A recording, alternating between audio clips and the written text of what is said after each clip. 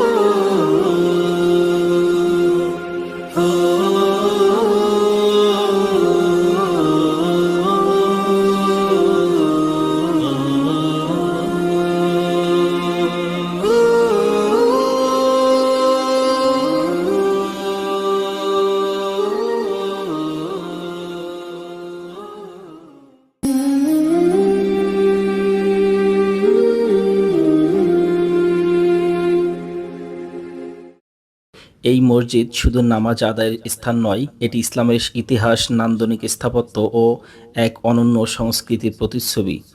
চলুন মসজিদটির সৌন্দর্য ও ইতিহাস ঘুরে দেখি। আমরু ইবনে আল আস মসজিদ মালয়েশিয়ার সেন্টুল এলাকায় অবস্থিত। এটি 1984 সালে নির্মিত হয় এবং কুয়ালালামপুরের অন্যতম প্রধান মসজিদ হিসেবে পরিচিত। মসজিদটির নামকরণ করা হয়েছে মহান সাহাবী আমরু ইবনে আল আস রাদিয়াল্লাহু তাআলা আনহু এর নামে, যিনি ছিলেন একজন প্রভাবশালী মুসলিম সেনাপতি ও মিশরের বিজয়ী।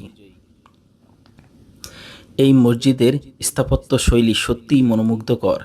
এর মিনার ও গম্বুজ ইসলামী শিল্পকলা ও আধুনিক স্থাপত্যের মিশেলে তৈরি। মসজিদের ভিতরে ঢুকলেই চোখে পড়বে সুন্দর কারুকাজ, আরবি ক্যালিগ্রাফি ও বিশাল প্রার্থনা স্থল। এখানে একসঙ্গে হাজারো মুসল্লি নামাজ আদায় করতে পারেন। আমরু ইবনে আল আস মসজিদ শুধু নামাজ পড়ার জায়গা নয়, এটি একটি ইসলামী শিক্ষা ও দাওয়াত কেন্দ্র।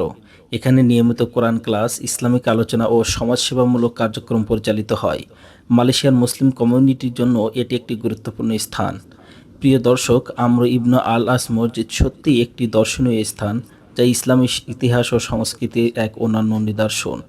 আপনি যদি কখনো মালয়েশিয়া আসেন তাহলে অবশ্যই এই মসজিদটি ভ্রমণ করবেন।